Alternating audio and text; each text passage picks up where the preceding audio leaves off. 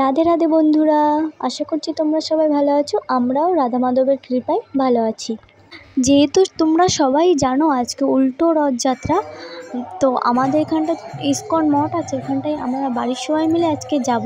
তো চলো ওটাই তোমাদের কাছে আজকে শেয়ার করব।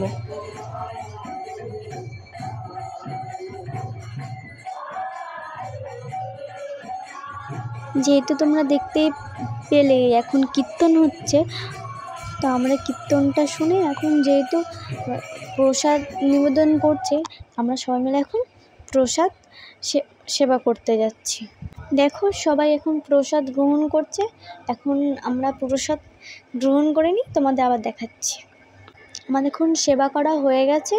তো এটা আমাদের ইস্কন মঠে জগন্নাথ, তোমরা সবাই দর্শন করে নাও। যেহেতু তোমাদের বললাম উল্টো রথ আজকে, তো তোমরা রথটা দর্শন করে নাও। আর কীরকম সাজিয়েছে তোমরা অবশ্যই কমেন্টে জানিও।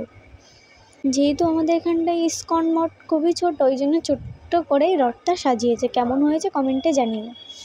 যেহেতু এখন প্রভু জগন্নাথকে রথে নিবেদন করবে, ওই জন্য এখন প্রভুজি জগন্নাথকে নিয়ে যাচ্ছে আর সবাই আঁচলটা পাতিয়ে দিচ্ছে।